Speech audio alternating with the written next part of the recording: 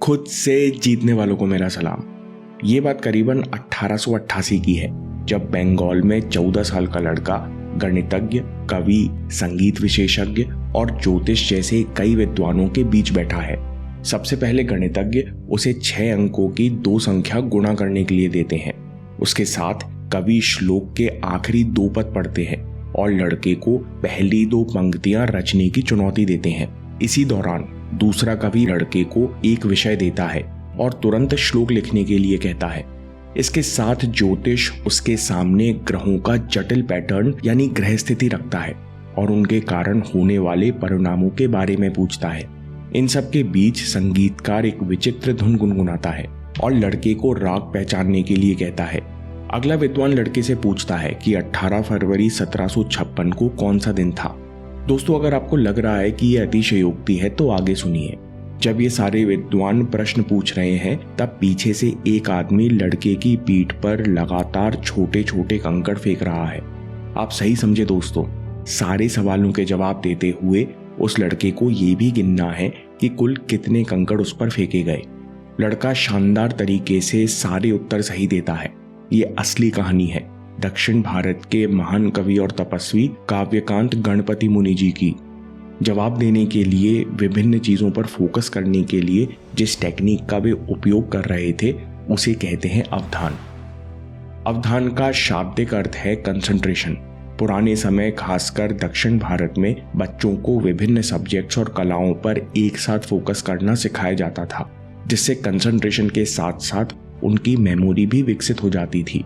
अवधान का ये by product यानी अन्य परिणाम होता था कि बच्चों को वेदों के हजारों मंत्र याद हो जाते। अवधान का उपयोग करने के लिए दोस्तों हमें ये बात समझने की जरूरत है कि जब हम नई चीजें सीखते हैं तब दिमाग के नए हिस्से एक्टिवेट होते हैं और दूसरे हिस्सों से नए न्यूरल कनेक्शन बनते हैं, जिस कारण पूरा दिमाग सक्रिय होता है और फोकस के साथ साथ हमारी मेमोरी पावर बेहतर होती जाती है। लेकिन ये लंबी प्रक्रिया है क्योंकि दिमाग में बदलाव धीरे धीरे आता है। अवधान के कंसेप्ट का हम उपयोग कैसे करेंगे? हमें नई स्किल्स या चीजें सीखते रहना चाहिए। दिन के 10 मिनट भी बहुत होगा। आप हफ्ते में 2-3 बार 20 मिनट के लिए चेस खेल सकते हो और चेस खेलते वक्त आप हर बार कुछ नई स्ट्रैटेजी सीखने की कोशिश करो। आप तेजी से पढ़ने के लिए रीडिंग टेक्निक्स और आंखों का मूवमेंट सीख सकते हो या डुओलिंगो पर हर दिन 10 मिनट नई भाषा सीख सकते हो। ये सारी एक्टिविटीज आपके दिमाग को विकसित करने में मदद करती हैं और साथ में आपकी मेमोरी बेहतर होती है। दूसरी वैदिक टेक्निक है जेस्चर्स एंड रिपीटेशन। दोस्तों, बड़े आश्चर्य की बात है कि कठिन मंत्रों और श्लोकों को बिना कहीं लिखे कई सालों तक याद कैसे रखा जाता था। इसके लिए एक टेक्निक थी। श्लोक को सीखते और याद करते वक्त खास पैटर्न में हाथ हिलाना और उसी तरह बार बार दोहराना।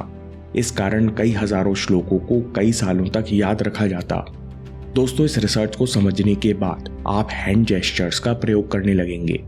एक रिसर्च में बच्चों को पढ़ने के लिए पैराग्राफ दिया गया। पहले ग्रुप के बच्चों से कहा गया कि पैराग्राफ याद करते समय हैंड जेस्चर्स का प्रयोग करें। इस पैराग्राफ में जो भी हो रहा है उसका हाथ हिला हिलाकर नाटक करो। दूसरा ग्रुप उन बच्चों का था जो खुद ही हाथ हिलाकर चीजें याद कर रहे थे। तीसरे ग्रुप को सामान्य रूप से पढ़कर याद रखने बोला गया। 3 हफ्ते बाद मेमोरी टेस्ट में पाया गया कि जो बच्चे आदतन हैंड जेस्चर्स का इस्तेमाल कर रहे थे और जिनको हैंड जेस्चर्स का इस्तेमाल करने बोला गया था, ये दोनों ग्रुप का परफॉर्मेंस ही सामान्य रूप से याद करने वाले तीसरे ग्रुप से 25% ज्यादा बेहतर था। ये रिसर्च बूढ़े लोगों, बच्चों और विभिन्न उम्र के लोगों पर की गई, जिसके परिणाम समान थे। यानी कोई भी शारीरिक एक्शन और जेस्चर आपकी मेमोरी को बेहतर करता है। ऐसा क्यों? क्योंकि सभी प्रकार की मेमोरी दिमाग के अलग अलग जगह स्टोर होती है। जैसे लॉन्ग टर्म मेमोरी दिमाग के पीछे स्टोर होती है, प्रोसीजरल मेमोरी मोटर कॉर्टेक्स के पास स्टोर होती है। इसलिए कुछ सीखते और याद करते समय जेस्चर का प्रयोग करने से दिमाग के कुछ हिस्से एक्टिवेट होते हैं, जिस कारण इंफॉर्मेशन बेहतर तरीके से स्टोर होती है और रिकॉल करने की क्षमता 15% तक बढ़ जाती है। मेमोरी बढ़ाने की तीसरी वैदिक टेक्निक है नेमोनिक्स। दोस्तों, कठिन श्लोकों को याद करने के लिए श्लोकों को 6 से 8 पदों में तोड़ लिया जाता है। इसके बाद 1 और 2 पदों को साथ में दोहराया जाता है उसके बाद 2 और 3 को साथ में दोहराया जाता है, फिर 3 4 4 5 और 5 6 को साथ में दोहराया जाता है। इस टेक्निक से क्या लाभ होता है? हर पद या पार्ट दूसरे से कनेक्ट हो जाता है और ऐसा करते करते आपको पूरा श्लोक याद हो जाता है। हम इसे अप्लाई कैसे करेंगे? नेमोनिक्स। जो भी आप याद करना चाहें, एक पॉइंट से दूसरे को कनेक्ट कीजिए। इसके लिए आप नेमोनिक्स का उपयोग कर सकते हैं। इससे हर पॉइंट एक दूसरे से जुड़ जाता है। या फिर याद करते समय आप एक से आखिरी पॉइंट तक ना दोहराएं, बल्कि पहले 3 पॉइंट दोहराएं, फिर 2 3 4 पॉइंट दोहराएं, फिर 3 4 5, जिससे हर पॉइंट मेमोरी में दूसरे से कनेक्ट हो जाए और आप कोई भी पॉइंट बीच में ना भूलें। अगली टेक्निक है पोस्चर। जब हम पैर खोलकर सुखासन या पद्मासन में बैठते हैं, तब हमारी स्पाइन और नर्व रिलैक्स रहती हैं। गर्दन, पीठ और कंधे अपने आप बैलेंस में रहते हैं, जिस कारण एनर्जी नीचे के चक्रों से आसानी से ऊपर की ओर उठती है। इस समय कुछ भी सीखना या ग्रहण करना आसान होता है, बजाय इस पोस्चर के जहां पैरों के ऊपर पैर रखकर हम अपनी स्पाइन में बल लगा लेते हैं। बिल्कुल वैसे ही जैसे रस्सी में घुमा के हम बल पैदा करते हैं, जिस कारण नर्व्स भी रिलैक्स नहीं करती। इसलिए हमेशा सीधी पीठ और कंधे पीछे करके बैठिए। पोस्चर का दिमाग पर गहरा असर पड़ता है, इसलिए पढ़ते समय और सीखते समय पैर खोल कर बैठें। इसके साथ ऐसी कुर्सी का चुनाव कीजिए जिस पर बैठकर आपके पैर आसानी से जमीन को छू सकें या टेबल के बीच पट्टी पर पैर टिका सकें। ऐसा करने से लोअर स्पाइन पर तनाव पैदा नहीं होता। दूसरी बात, जब कुर्सी पर पीठ टिकाकर बैठते हैं, तब कई बार लोअर बैक की जगह गैप छूट जाता है। जरूरत के हिसाब से आप इस जगह यानी पीठ के सबसे नीचे वाले भाग में नरम कपड़े या टॉवेल का रोल बनाकर लगा सकते हैं। दोस्तों, दिमाग को चुस्त रखने के लिए पोस्चर से जुड़ी हम एक्सरसाइज भी कर सकते हैं। योग नमस्कार। इससे न केवल हमारी पीठ मजबूत होती है, बल्कि रीढ़, गर्दन और दिमाग के बीच जो मसल्स हैं वे भी स्ट्रेच होती हैं। ये स्ट्रेच दिमाग को अलर्ट और चुस्त बनाता है। आज ब्रेन रिसर्च कहती है कि दिमाग को 90% ऊर्जा और स्टिमुलस स्पाइन के मूवमेंट से मिलता है, जिससे मेमोरी बेहतर होती है। दिमाग को तेज रखने के लिए और बेहतर पढ़ाई करने के लिए हम वैदिक रूटीन भी फॉलो कर सकते हैं। दोस्तों, वैदिक गुरुकुल के समय स्टूडेंट्स का रूटीन कुछ इस प्रकार का रहता।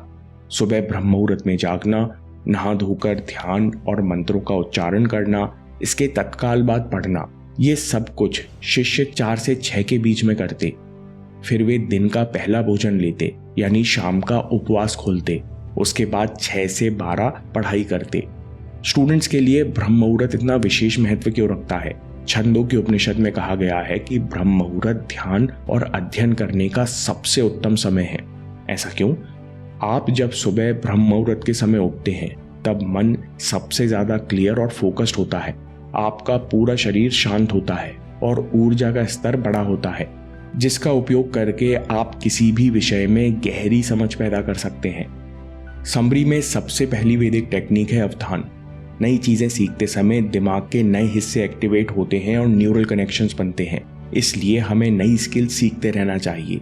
दिन के 10 मिनट भी बहुत होंगे। रीडिंग टेक्निक, नई भाषा, चेस खेलना या कोई नई स्किल सीख सकते हैं। दूसरी वैदिक टेक्निक है जेस्चर्स एंड रिपीटिशन। कोई भी शारीरिक एक्शन और जेस्चर आपकी मेमोरी को बेहतर करता है। यानी सीखते और याद करते समय हाथ हिलाइए और कई जेस्चर्स का उपयोग कीजिए। तीसरा, नेमोनिक्स। हर पार्ट या पॉइंट को एक दूसरे से कनेक्ट करते हुए पढ़िए। आप नेमोनिक्स का उपयोग कर सकते हैं, या फिर याद करते समय एक से आखिरी पॉइंट तक ना दोहराते हुए पहले 3 पॉइंट दोहराइए, फिर 2 3 4 3 4 5। आप इससे कोई पॉइंट बीच में नहीं भूलेंगे, क्योंकि हर पॉइंट दूसरे से जुड़ा है। अगली टेक्निक है पोस्चर।